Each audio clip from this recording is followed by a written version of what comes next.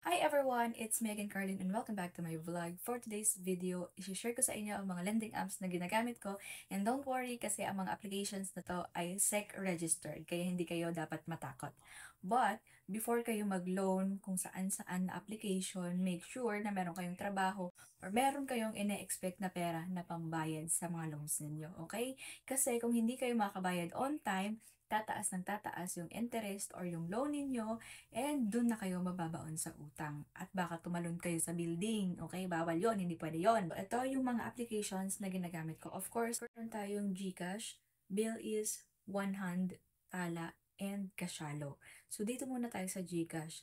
Pagdating sa GCash, meron tayong tatlong option which is yung GLoan, GGives, and GCredit. Yung GCredit medyo mahirap siya i-unlock. Hanggang ngayon hindi ko pa siya na-unlock. Kaya ang ginagamit ko lang is GLoan and GGives. Sa GLoan, 2 beses na ako nag-loan and sa GGives, 1 beses pa lang. Before kayo mag-confirm ng ilo-loan ninyo, nandun sa taas naka-display yung payable in kung ilang months nyo siya babayaran. Alam ko, pwede nyo siyang bayaran within next month. And yung pinakamatagal is 9 months. Yung interest rate ng 1,000 pesos is 6.57% per month. Tapos, meron siyang processing fee na 3%. Yun ay one time lang. For example, sa GLoan, meron akong hiniram na 4,000. So, yung 4,000, meron siyang processing fee na 3% one time. So, 1 beses lang yun mababawas sa'yo. So, yung 4,000 mo minus 3% is equals to 3,880. So, yung 3% ng 4K is 120. And then, yung papasok na lang sa account mo is 3,880. Okay? So, ngayon, yung interest rate ng 4,000 is 5.99% per month. So, paano natin malalaman magkano yung 5.99% sa 4,000? 4,000 minus 5.99% is equals to 3,760.4.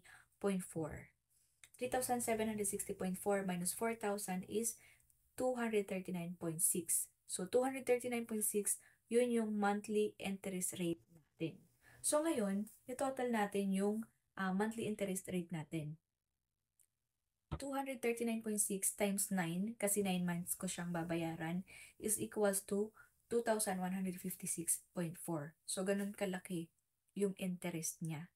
Ngayon, kung halimbawa ay hihiram tayo ng pera tapos walang interest, 4,000 divided by 9 months is equals to 444.444. So, yun lang sana yung babayaran natin monthly kung nag-loan tayo sa walang interest. Pero dahil meron tayong interest na binabayaran monthly na 239.6, ang babayaran natin kay GLoan is 684.04 monthly for 9 months. Okay? So, yung 4,000 natin, naging 6,156.36. Tapos, kung hindi kayo makapagbayad on time kay GLoan, meron silang i-add na 1% sa loan amount ninyo. So, everyday yon ma-add hanggang sa makabayad kayo. Kaya, mababaon kayo sa utang kapag hindi kayo nagbayad on time. Meron pang isa, GGives. Si GGives, ang max niya na credit limit sa akin is 15,000. So, medyo mababa ang interest rate ni GGives kisa kay GLoan. Hindi ko alam kung bakit, pero mas okay kung sa GGives kayo manghihiram. But ano kasi siya, parang direct sa store. Halimbawa, mabibilin kayo, diretso yung bayad doon sa store. Parang hindi mo siya ma-convert into cash mismo. Yung hindi papasok sa account ng GCash mo. So ngayon, ang interest rate ng 15,000 is 3.99% lang. So paano natin malalaman magkano yung 3.99% ng 15,000? Same pa din, 15,000 minus 3.99% is equals to 14,401.5. So 14,401.5 minus 15% is equals to 598.5. So yun yung interest rate natin per month. 598.5. Yun yung tubo. So kung ita-times natin siya sa 12, kasi 1 year ko siyang babayaran, 589.5 times 12 months is equals to 7,182. Yun yung total interest in 1 year. So, yung 15,000 natin, sobrang laki na kasi umabot na siya ng 22,182. Kung papipiliin ako saan mas okay humiram ng pera, mas okay pa rin kay GGives kasi mas malaki yung mahihiram mo and mas mababa yung interest rate. Si GLoan kasi, ang pinakaunang credit limit na ibibigay sa'yo is 2,000 pesos lang. Tapos, pag nakabayad ka on time, magiging 3,000, magiging 4,000. Ang pinakamataas na sa akin is 6,000. So, medyo mababa pa rin siya. Tapos, yung interest rate niya is mataas. So, pass. Hindi ko na uulitin yun. Ngayon, meron akong na-discover. Bill is. Ito yung pangalawang na-discover ko. So guys, hindi na tayo magko-compute kasi haba na yung video. Ang importante na bigyan ko na kayo ng sample kanina paano yung computation. So kay Bill is meron akong hiram na 4,000. Tapos, ang interest rate niya is 3.49% per month. Meron siyang service fee na 441.1. Tapos, pesos yun. Tapos, disbursement fee, 10 pesos. And then, kapag late kayo nag-pay, meron kayong additional na 5% interest per month charge daily ang due amount until paid.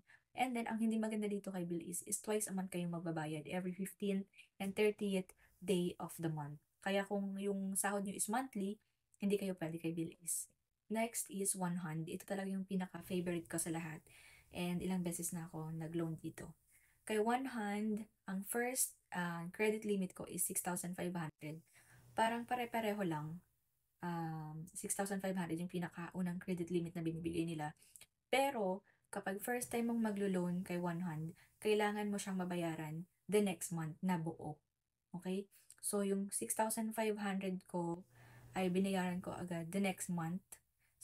Parang ang tubo ng 6,500 is nasa 700 plus.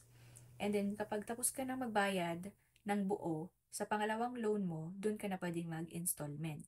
So, pwede mo siyang bayaran ng max na 4 months. Yun na yung pinakamatagal kay One Hand, 4 months. And ang maganda sa kanya is once a month lang ang pagbayad sa kanya. Pero, make sure na uutang kayo or maglo-loan kayo kay One Hand kung kailan kayo magkakaroon ng pera. Kasi ang singilan kay One Hand, halimbawa, February 28 kayo nag-loan, babayaran nyo siya March 28, April 28, every 20th day of the month. Kaya kung yung sahod nyo is every 30th of the month, kailangan every 15 or 30 kayo hihiram or maglo-loan kay One Hand. Example, meron akong loan na 7,000 kay One Hand. Hindi lang maganda kay One Hand, hindi niya nilalagay kung ilang percent yung interest rate. Basta kung magkano yung hihiramin mo, nandun na yung total amount na babayaran mo monthly.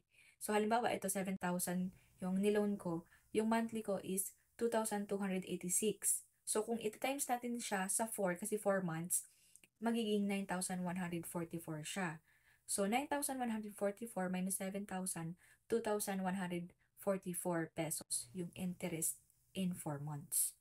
So, lalabas na 536 yung monthly interest ko. Next naman is si Tala. Si Tala kasi hindi ko na-compute and hindi ko nakita yung disbursement agreement namin kasi hindi siya pwede sa iPhone, hindi mo siya mada-download sa iPhone. Sa ano lang siya, sa Android. Kaya, pag nagbayad ako kay Tala, kailangan ko pang mag-login na gamit yung Android phone. Ang maganda naman kay Tala is, ang pinakaunang credit limit nila is 4,000 and then, pwede mo siyang bayaran ng 60 days. Halimbawa, hihiram ka ngayon, March 1. Babayaran mo siya March, April, May 1. May 1 mo na siya babayaran. Kaya mas okay kung, halimbawa, may mga babayaran kayo the next month na utang, so hindi siya sasabay sa mga bills ninyo. Diba? Kasi 60 days to pay siya. And then next naman is LastPay. LastPay naman sa Lazada to. Hindi ko alam kung pwede siyang i-convert into cash. Pero ako kasi ginagamit ko siya kapag nag-order ako ng products, tapos nagkukulang yung budget ko.